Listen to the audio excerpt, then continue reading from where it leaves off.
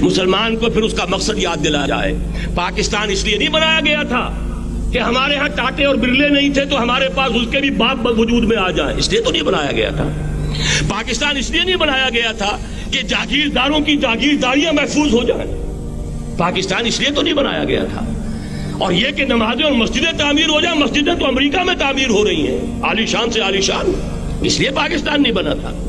آج بھی مسلمان، میں معذرت سے عرض کر رہا ہوں مولانا سے، آج بھی بھارتی مسلمان کی ایوریج نمازی ہونے کے اعتبار سے پاکستانی مسلمان سے کہیں بہتر ہے۔ آج بھی برقع نظر آ جائے گا تو ہندوستان میں نظر آ جائے گا۔ میں نے اپنی آنکھوں سے دیکھا چند سال پہلے جب مکہ مسجد حیدرآباد دکن میں 3 دن مسلسل میری تقریریں ہوئی ہیں، 10,000 مرد اور 5,000 خواتین، اور ان میں سے کوئی بغیر برقعے کے نہیں تھی۔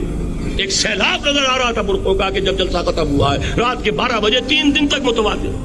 یہاں کہاں نظر آئے گا برقع آپ کو؟ یہاں تو جس کے بعد 2 پیسے ہو گئے اس نے سب سے پہلے برقع اتار کے پھینک دیا۔ معلوم اچھی طرح سمجھ لیجئے یہ چیزیں تو وہاں زیادہ ہیں یہاں کی نسبت۔ اصل ضرورت تھی کہ یہاں اس نظام کو قائم کیا جائے، وہ نظام عدل اجتماعی، وہ جس میں حریت ہو، جس میں عام آدمی بھی خلیفہ وقت کو ٹوک سکے۔ یہ کرتا کیسے بن گیا؟ ایک خاتون بھی کھڑی ہو کر دامن پکڑ لے، عمر تمہیں کیا حق ہے کہ ہمارے مہر کے اوپر پابندی لگا رہے ہو، جبکہ اللہ نے نہیں لگائی۔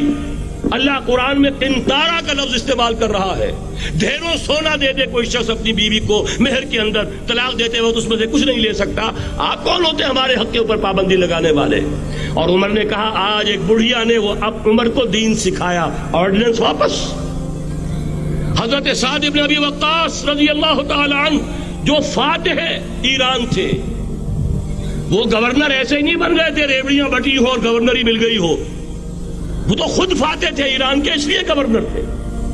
صرف ایک پرچہ پہنچا ہے بارگاہ خلافت میں، حضرت عمر فاروق کے پاس انفارمیشن آئی، سعد نے اپنے گھر کے باہر ڈیوڑی بنا لی ہے اور ایک دربان کھڑا کر دیا ہے، حضرت بلال کو بھیجا ہے رقعہ دے کر، اور یہ حکم تھا کہ بلال پہلے تو جاتے ہی ڈیوڑی میں آگ لگا دینا، پھر یہ رقعہ دینا میرا۔ اور رقعے میں لکھا ہوا تھا، اے سعد، لوگوں کو ان کی ماں نے آزاد جانا تھا، تم نے انہیں اپنا غلام کب سے بنا لیا ہے؟ یہ دربان کھڑے کر دیے اپنے آگے۔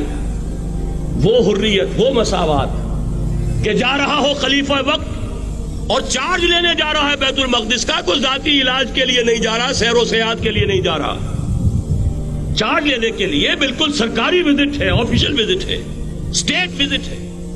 اور حال کیا ہے؟ 700 میل کا فاصلہ طے کرنا اور ایک اونٹنی، کوئی انٹوریج نہیں، کوئی خدم و حشم نہیں، کوئی جمبو جٹ بھرے ہوئے نہیں، کچھ نہیں، ایک اونٹنی ایک خادم۔ اس ایک اونٹنی پر چونکہ راستے کا راشن بھی ہے لہذا 2 آدمی نہیں بیٹھ سکتے، ایک بیٹھ سکتا ہے۔ ایک منزل خلیفہ وقت بیٹھا ہوا ہے اوپر اور خادم نکیل پکڑ کر چل رہا ہے، اگلی منزل خادم اوپر بیٹھا ہے اور خلیفہ وقت عمر بن الخطاب رضی اللہ تعالی عنہ اور وہ آگے آگے نکیل پکڑ کر چل رہے ہیں۔ یہ نظام چاہیے آج نوع انسانی کو۔ اس کے انتظار میں، اس کی تلاش میں نوع انسانی نے کتنے تجربے کر لیے، کیسی چھلانگیں لگائیں، ملوکیت ختم کی، آسمان سے گرا کھجور میں اٹکا، جمہوریت آئی نام نہاد، لیکن وہ سرمایہ دارانہ نظام بن کر آگے سے بڑھ کر لعنت بن گئی۔ پہلے جاگیردار مسلط تھا، اب سرمایہ دار اور کارخانے دار مسلط ہو گیا۔ اس سے نکلنے کے لیے زور لگایا، کمیونزم کی طرف گئے، چھلانگ لگائی، اب ایک پارٹی ڈکٹیٹر بن کر بیٹھ گئی۔ انسان رست از یک بنتا افتاد در بندے دیگر، ایک چیز سے غلامی سے نجات پاتا ہے، دوسری میں پھنس جاتا ہے۔ اور کیوں؟ کہ وہ نظام عدل اجتماعی جو محمد عربی کو دے کر بھیجا گیا تھا، اس کے کسٹوڈین سوئے ہوئے ہیں، اس کے کسٹوڈینز کو اندازہ ہی نہیں۔ یہ نسخہ تو ہمارے پاس تھا، ہمیں عمل کرنا تھا اور دنیا کے سامنے پیش کرنا تھا۔ پاکستان بنایا اس لیے گیا تھا کہ ہم اس کا ایک نمونہ دنیا کے سامنے پیش کریں گے۔ قائد اعظم نے فرمایا تھا کہ ہم یہ چاہتے ہیں کہ پاکستان کی صورت میں عہد حاضر میں اسلام کے اصول حریت و اخوت و مساوات کا ایک نمونہ قائم کر کے دکھائیں۔ کہاں ہے وہ؟ بھٹک گئے، سو گئے۔ بہرحال اب بھی وقت ہے، جب تک سانس تب تک آس۔